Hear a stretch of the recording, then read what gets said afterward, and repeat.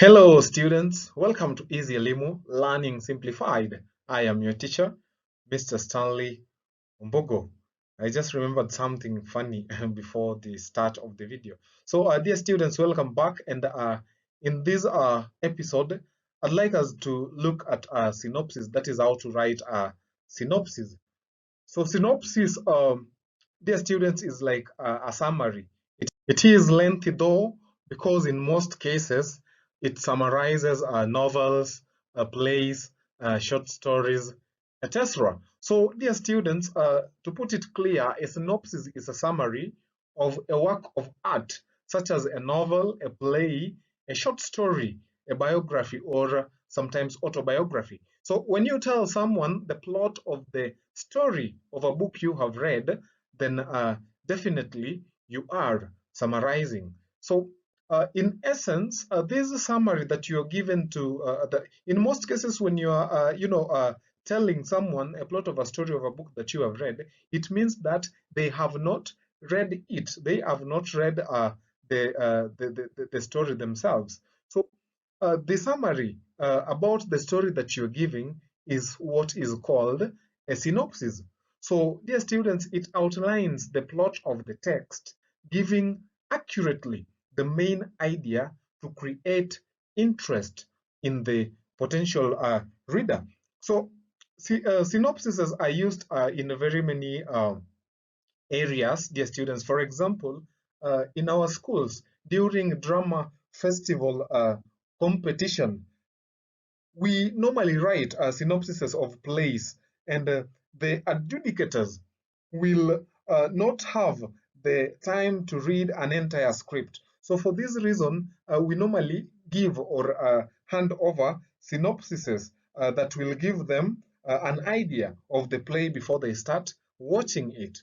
Uh, so if you have participated in drama festivals, then you understand what I'm saying. So not only that, when you write an essay on a short story, a novel, or a play, dear students, you will at some point in the body of the essay include a summary of maybe a book or a story that you had read, which will then use as a springboard for your argument and all that. So just like you can see, or just as you can see, dear students, we use our synopsises in very many areas in our day-to-day activities, including sometimes in work of literature or in the study of literary texts. Synopses are very important as they help learners or the reader to remember the plot and even some of the striking events that are there in the story or any other work of literature. So, dear students, how about we look at some of the steps to be followed when writing a synopsis? So, how to plan for a synopsis? How to plan for a synopsis? Dear students, these are some of the ways or some of the steps that you can follow when you want to write a synopsis. So the first thing is that read the short story, the novel, or the play, noting down the important areas or incidents. So if the play that you are having is an incident in the park, for example, by Meza Mwangi, first of all, read the story incident in the park. Then after that, note down the important areas or the major episodes that we have in the story. Then if it is a play, for example, you can note the scenes and also take special note of the key areas in the development of the plot in every scenes. So the second step, dear students, when you're planning for a synopsis, draw a diagram of the plot and indicate the points of intersection. That is when the conflict begins, the development of the conflict. That is how the conflict develops, and also indicating the actions, the crisis or climax, and finally the resolution of the conflict. That is how the conflict is resolved. So you can also use what we call the episodic approaches here. And remember, in episodic approaches, as dear students, you identify an episode. Then in that episode, you have to look at the conflict or the major ideas. So if you have identified the conflict in the episode, you look at those who are involved, eh, the main characters involved, and how their actions are affecting other characters. So after that, you look at the climax. That is how tension builds up.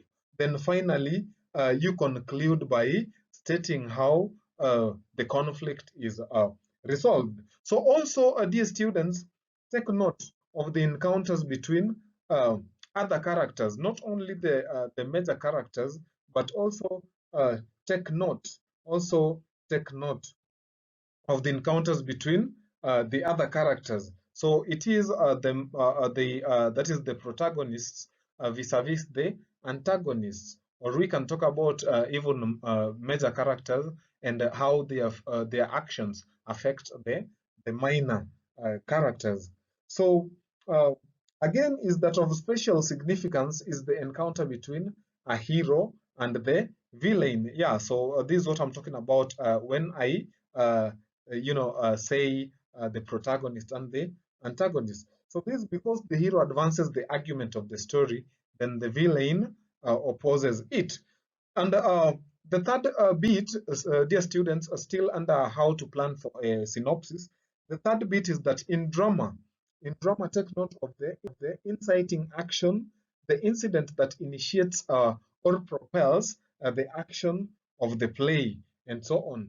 So number 4, note also the different parts of the story and how the writer links one to the other. That is how the writer is able to link or join different ideas that we have in the story, or that are seen in the story or the novel or play that you are summarizing. Then lastly, dear students, remember to keep your synopsis in the present tense. It is normally written in present tense. So it is called the perpetual present, and it is the tense you use when writing about literature. So that is all about how to plan for a synopsis, how to plan for a synopsis. So the next thing that we have on our screen is a sample of a synopsis. So the following is a synopsis of the short story, When the Sun Goes Down. The story is set in Kenya. Steve, who is a dynamic character in the short story, states that he was a matatu driver plying between Murang'a and Kangema towns in the central region of Kenya. Kanja is his wakini, meaning age mate. The story is set in a modern society as depicted by AIDS, the central theme of the story. We meet Steve, who is feeling the heart of hypocrisy in the society on people suffering from AIDS. In his village, people cannot mind their own businesses. He is eagerly looking for a real, genuine friend to share his predicament with. There is no real friend when you are infected. He is full of anger about the rumors that are going around the village. He is planning to marry Maureen, though they have already been living together and blessed with a son, Kimodo. The highlight of the story is when Maureen spills the beans to Kanja and reveals that she is the one who brought the big disease to Steve. She passed it on to the man she loves. She narrates how she got it from her former unfaithful husband, who was a soldier and kept a mistress, and how she got to know she was a victim after attending an antenatal clinic.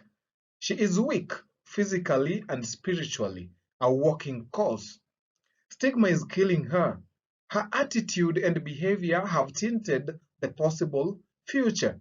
She lives in denial, does not eat or take drugs as she is depressed of death staring at her every second.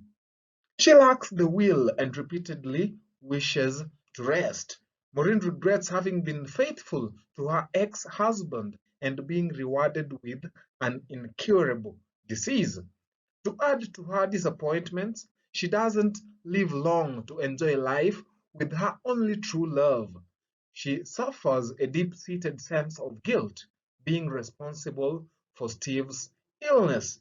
She is going to leave her young son and father soon.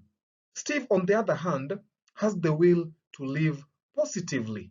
He has the guts to face the unknown and condemnation of the villagers. Dear students, that sample marks the end of the session. Thank you for watching till the end, and remember to always keep it easy, Limo. Until next time, bye.